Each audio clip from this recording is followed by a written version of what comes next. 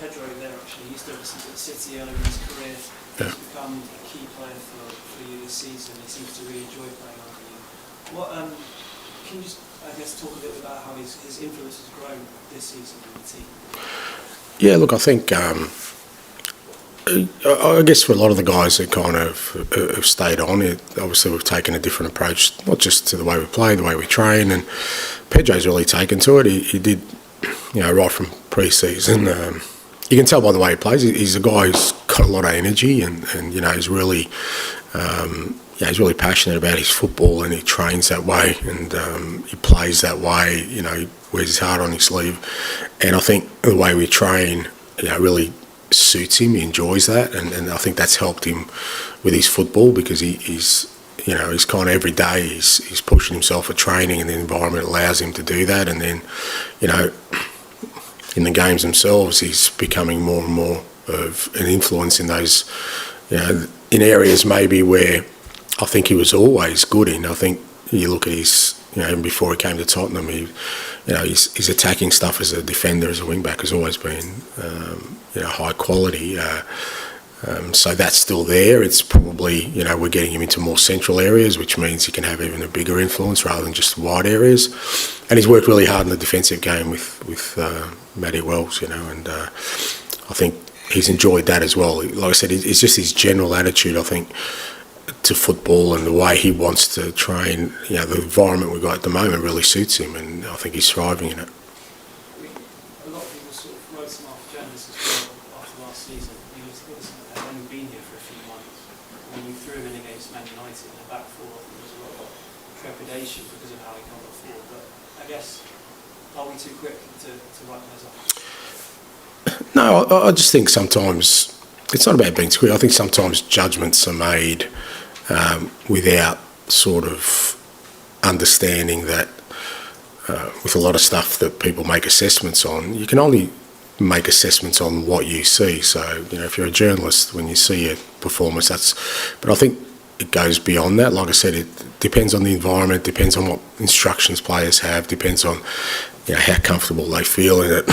I mean, there's no doubt that Pedro's an outstanding player. I mean, he showed that before he came to Tottenham, but for a whole host of reasons, him and others struggled last year, not because of anyone purposefully doing it. It was just it was a tough environment for the club last year, and you've got to factor that into it. Now, at the same time, players also have to take that responsibility and hopefully learn from that and say, well, irrespective of the environment, my level of performance should be here, and I think Pedro's one that understood that. Like I said, from the first day of pre-season, I just got the sense he came back, not to point to prove, but to show that, my level of performance can be a lot better than what it was last year. And so it's incumbent on every sort of player to kind of learn that, whatever the challenges you have in the environment, it doesn't restrict you from performing levels that make you contribute to the group. And I think Pedro is one of those. There's a few in this group that maybe last year people made a different assessment. Well, okay, that was probably because, like I said, it was a really sort of unstable environment for a number of reasons. And then this year they're doing a lot better, but the players themselves are key to turning that around. They have to realise, okay, well, I've got to do this myself as well. I've got to show that last year wasn't who I am. Just finally, news broke yesterday of Tottenham's former owner, Joe Lewis, pleading guilty to some trading. Have you been assured that this will have no bearing on Tottenham today? No, I mean, that's about 7 galaxies outside my universe, mate. On what and that's the truth. Like, if I felt it was something that would, but I think the club put out a statement, and I think if that statement doesn't satisfy you, then probably I'm not the person to ask the follow-up questions to, because it's just not part of my radar. It wasn't something that is going to concern me or what I'm trying to do. And again, they're the kind of things where you can use as a distraction, but it's just not part of sort of what my brief is here and what I need to do. And in the little break, what did you get up to? Yeah, not much. Sorry? Oh, sorry. Okay. Okay. Yeah, no, not much.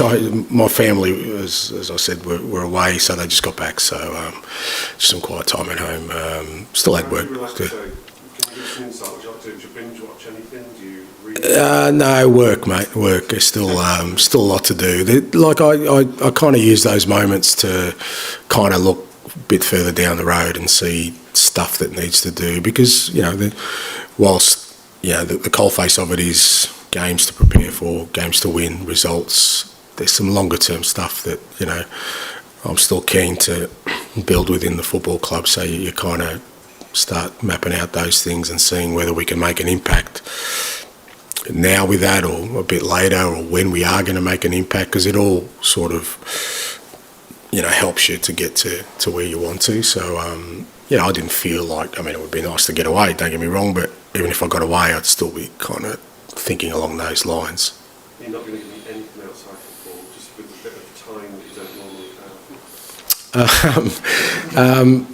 have? I'm fairly mundane and one-dimensional when it comes to that. I'm a human being, mate. I watch things, and I love reading, and I'll listen to, as you know, podcasts. I'll listen to some music, spend time with my family. It's not anything too exotic or exciting, but within that context, it's. I still feel like, for me, I take what I do really, really seriously, and I don't, I feel like sometimes if I do switch off for too long, I'm kind of missing something. It's just the way I'm kind of wired. So, but if I'm ever sort of, my wife will straighten me up if I'm ever too engrossed in it and I need to step away from it, and she'll make sure that I have some time to switch off. Is Maddison similar to you in that total immersion? In nothing, in absolutely zero. Matters has got zero semblance his life to mine. Absolutely none. No. Okay, I was going to ask you specifically about how he's coped with this on a psychological level, the longest absence of his injury of his career. Yeah. It was a positive guy. So was he quite low? Not low, but it was tough for him. Yeah, fair to say it was tough for him, because, like I said, he is, he does love his football. He loves the environment of football clubs. He loves the dressing room. He's kind of a force within that, and it's hard for all players when they've got to go through rehab. But especially a character like him, I suggest our sports science staff wouldn't enjoy the one-on-one with Matters. He's more of a guy who wants to be in the group. So, we did sort of send him away in the middle of it. We felt it was good for him to get away with his family. We sent a physio with him, and I think that helped sort of bridge that time. And when he got back from that, I think, he was refreshed. And once he could see the sort of finish line of, okay, I'm getting to the tail end of it, you could see, his spirits lift, and it's been good to get him back. We saw him hit the ground so impressively when he first signed, and I suppose we've seen De Bruyne come back for City, and he seems like he's never been away. What's your sort of sense about Maddison? It's hard to say. I don't want to sort of put those kind of expectations, but I know what Matters expects, and looking at him at training, you wouldn't know that he's missed so much. He's, the quality is there straight away. Everyone notices it, and he's looking good physically. So, I'm sure that he's the kind of guy who will want to make up for lost time and come back in and make an impact straight away. John, Ange, can I take you back to the old chestnut of trophies? Yeah. We know how important trophies are to you. You know how important trophies are to this club, and particularly their FA Cup tradition and history. Just what would it mean to, go beyond tomorrow night to kind of get that cup feeling, to get that cup buzz, to keep this season really pumping? Yeah, look, I think, obviously, it's very important, not because of any other reason, but what it would mean to our supporters. They're the ones that,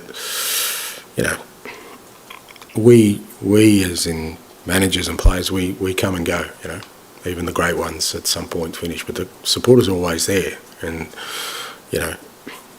they've had to sit through year after year of not winning a trophy, watching other clubs win trophies. So you know what it means. But I've said before that can't sort of charter my course of what I want to build here. I want to build a team that brings success and challenges for trophies every year. Because whilst one trophy will satisfy that thirst, which I understand, if in the following year we struggle and fall back to mediocrity, it's going to quickly get forgotten. This is not what this club's about. And, my goal when I was brought in was to take this club to be a club that competes for honours every year, and that's what I'm focused on. Tomorrow night is part of that process, obviously. But I'm under no illusions of what bringing a trophy to this club means to supporters. I understand that. But my sort of objective within that is to give them that joy on a regular basis, not just as a one-off. The fans love you, you can see that from the way they react in the stadium. But when you see them in the street, and basically they come up to you, do you get that sense of understanding as well? Yeah. They always want, a bit of silverware to Yeah, no, everyone's been very kind to me and like really supportive, and they can see what I'm trying to do. But they also don't leave me guessing about what the objective is. So that's fine. I mean, that's what you want. You want passionate supporters, and like I said, it's right that our supporters feel that way. But I can't let that dictate what I do. I know what I need to do to take this football club to where it needs to be, and it's not going to come from, like I said, the joy of a one-off.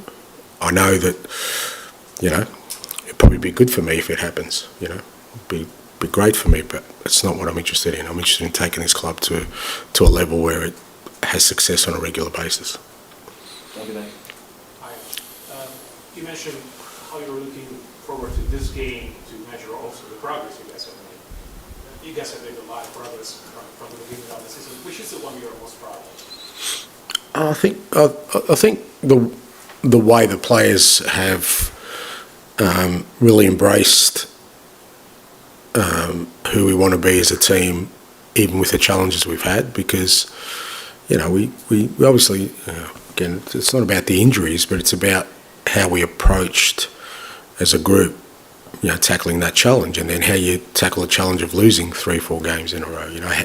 What's our attitude like? What's our body language like? What's our belief like? And through that, I've really loved that this group of players, and the staff, to be fair, have just never wavered from saying, and demanding of me that we continue like this. We don't change, because irrespective of what happens ahead, there's going to be more challenges. There'll be different challenges, but more challenges. And we've already gone through this period and shown that if we stick to what we believe in, we can come out stronger. Well, that's the thing, because I think in terms of the football and in terms of everything we do, there's still a long way to go, and we've got a lot of improvement. We've got a lot of young players who are just in the sort of beginnings of their careers.